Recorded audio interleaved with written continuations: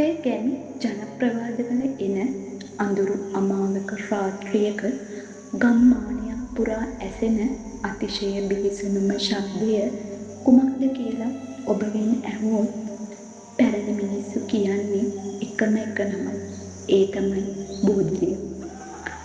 විලි රුදාවෙන් පෙළි දරුවා ප්‍රසූත කිරීමට නොහැකිව අමානුෂික ලෙස මිය යන ගැබිණි මාතාවන්ගේ වෛරයෙන් සහ වේදනාවෙන් උපදින මේ අද්භූත අවතාරය රාත්‍රී කාලයට මහගස් උඩ සිට තමන්ගේ බඩට ගසා ගනිමින් කරන විලාපයේ ඇසුණු ඕනෑම කෙනෙකුගේ ලේ හිඳී යන බව කියනු ලබනවා. අද අපි යන්නේ 1970 ගණන්වල සබරගමු පළාතේ අතිශය දුෂ්කර මීදුමින් වැසුණු කළුවල කියන ගමේ සිදු වුණු අදටත් පැරණි මිනිස්සු මතක් කරන්න පවා බිය සත්‍ය අභිරහසක් සොයාගෙන. ඉදිරියට එන විනාඩි 30කට වැඩි කාලය පුරාම ඔබේ කාමරයේ විදුලි බුබුලු නිවා දමා ඉයර්ෆෝන්ස් පැනඳගෙන මේ අඳුරු කතාවට සමන් දෙන්න. මන්ද කතාව අවසන් වන විට ඔබේ වහලේ උඩින් ඇසෙන කුඩා ශබ්දයක් පවා ඔබව බියෙන් සලිත කරවනු ඇත. සබරගමු කළුපන්තියට මායිම්ම පිහිටි කළුවල කියන්නේ එක පැත්තකින් මහා ඝන කැලෑවකට සහ අනෙක් පැත්තෙන් විශාල දොළ පාරකට මැදි වුණු කුඩා ගම්මානයක්. 1970 ගණන්වල මේ ගමේ විදුලිය තිබුණේ නැහැ.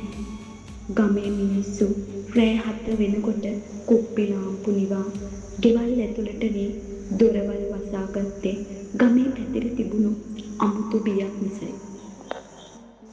ඒ දවස්වල කළුගල ගමේ සිටියා ඩිංගිරි මැණිකා කියලා ඉතා අහිංසක තරුණ ගැහැණු ළමයෙක්. ඇය ගමේ සිටි ගුණපාල කියන ගොවිතැන් කරන තරුණයා සමග විවාහ වී තමන්ගේ පළමු දරුවා පිළිසිඳගෙන සිටි කාලයයි. නමුත් ඒ දවස්වල කළුගල ගමට රෝහලකට යන්න පාරවල් තිබුණේ නැහැ. ගමේ සිටි එකම වින්නඹු මාතාව උනේ කතිරිනා නමැති වයසක ස්ත්‍රියක්. 1972 අවුරුද්දේ අගෝස්තු මාසයේ එක්තරා අමාවක රාත්‍රියක ඩිංගිරි මැණිකාට තද බල ලෙස විලි රුදාව හැදුණා.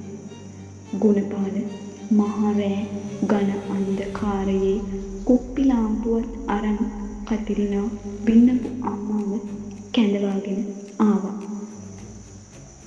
නමුත් ප්‍රසූතිය අතිශය සංකීර්ණ එකක් වුණා. පැය ගණනක් තිස්සේ ඩිංගිරි මැණිකා මහා හඬින් විලාප තියමින් වේදනාවෙන් ඇඹරුණා. වේලාව පාන්දර 2ට ආසන්න විය. කිසිදු වෛද්‍ය පහසුකමක් නොමැතිව අධික ලෙස රුධිරය පිටවීම නිසා දරුවා ප්‍රසූත කිරීමට නොහැකි වූ දැඩි වේදනාව නිසා තමන්ගේ බඩට දෑතින්ම ගසා ගනිමින් මුළු ගමම දෙදර වෙන ලෙස විලාප තබමින් ඩිංගිරි මැණිකා අවසන් හුස්ම හෙළුවා. ඇගේ කුස තුල සිටි අලුත උපදින්න සිටි බිරිඳාද ඇය සමගම මිය ගියා. ඩිංගිරි මැණිකාගේ මරණයෙන් පස්සේ මුළු කළුගල ගමම ශෝකයෙන් සහ භීතියෙන් ඇදී ගියා. ඇගේ දේහය ගමේ කෙළවරේ තිබූ පැරණි සුසාන භූමියේ තැන්පත් කළත් සිදුවීමට නියමිතව තිබූ බිහිසුණු දේ නතර වුණේ නැහැ. ඇය මිය ගොස් හරියටම දින 7ක් පිරුණු අමාවක රාත්‍රියේදී ගමේ මිනිසුන්ට රාත්‍රී 12ට විතර ඇසෙන්න පටන් ගත්තා ගමේ සුසාන භූමිය දෙසින් එන අමුතුම විලාප හඬ. ඒක මිනිස්සෙක් කෑ ගහන හඬක් නෙවෙයි. ගැබිණි කාන්තාවක් මා හඬින් හඬමින් තමන්ගේ බඩට වේගයෙන් ගසා ගන්නා විට එන තප් තප් ගාන අමුතුම බිහිසුණු ශබ්දයක්.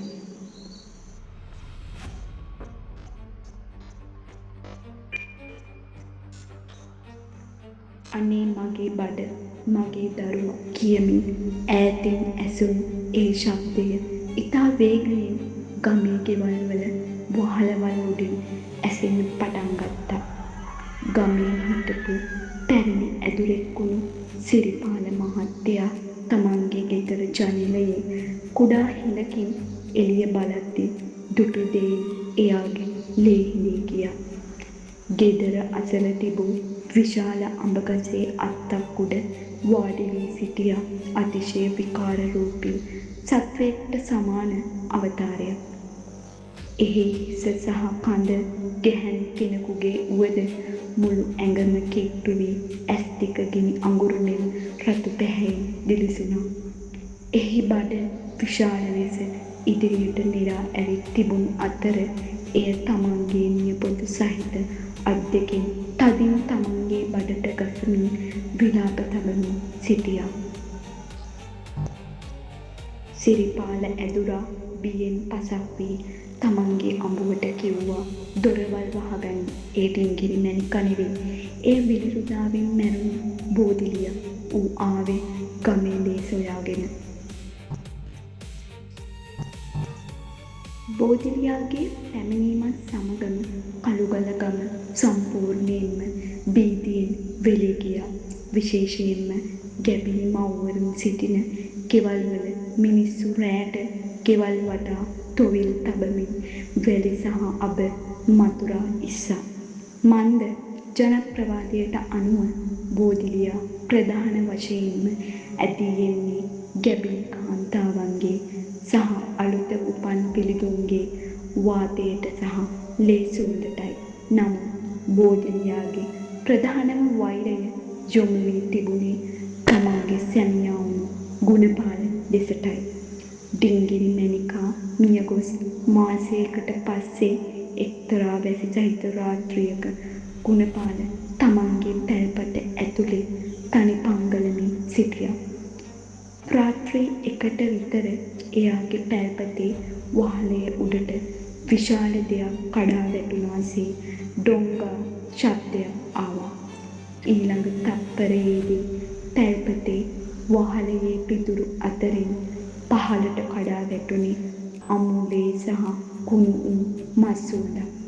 ගුණපාල මාව බේරගන්න, මගේ බඩ ඇතුලෙන් ගිනි ගන්නවා. පැල්පතේ අඳුරු මුල්ලකින් ඇසුනේ ඩිංගිරි මැණිකාගේ කටහඬ වුවද ඒ හඬ අතිශය ගොරහැඬි බිහිසුණු එකක් වුණා. ගුණපාල තෙල් ලාම්පුව අරන් බලද්දී මුල්ලේ සිටියා අඩි 6ක් විතර උස බඩ නිරා ආපු රතු ඇස් ඇති බෝධිලියා. ගුණපාල බියෙන් කෑගසමින් පැල්පතේ දොර ඇරගෙන එළියට දිව්වා. නමුත් බෝධිලියා ගස් උඩින් පැන පැන එයා පස්සෙන් පැමිණියා. පසුදා උදෑසන ගම්මුන් ගුණපාලව සොයාගෙන යද්දී ඔහුව හමු වුණේ ඩිංගිරි මැණිකාගේ සොහොන උඩ වැටී සිටියදී. ඔහුගේ මුහුණ අතිශය බියට පත් වී ඇස් දෙක නිරා ඇවිත් තිබුණු අතර ඔහුගේ පපු ප්‍රදේශයේ සම්පූර්ණයෙන්ම සීරී ගොස් තිබුණා. ගුණපාලගේ මරණයෙන් පස්සේ ගමේ කවුරුත් සිතුවේ ශාපය අවසන් වේවි කියලා. නමුත් සිදු වුණේ ඊට වඩා දරුණු දෙයක්. ඩිංගිරි මැණිකාගේ ප්‍රසූතිය වෙලාවේ ඇයට උපකාර කිරීමට නොහැකි වූ කතිරිනා වෙන්නඹු අම්මා තමන්ගේ ගෙදර තනිවම ජීවත් වුණා. ඇය සිටියේ දැඩි පසුතැවිල්ලකින් සහ බියකින්. ගුණපාල මියගොස් දින 3කට පසු කතිරිනා වෙන්නඹු අම්මගේ ගෙදර දෙසින් රාත්‍රී 2ට මහා හඬින් කුකුලන් කෑගසන හඬක් සහ දොරවල් වලට තට්ටු කරන හඬක් ඇසුණා. කතිරිනා අම්මේ දොර අරින්න මට ආයෙත් කැක්කුම හැදිලා.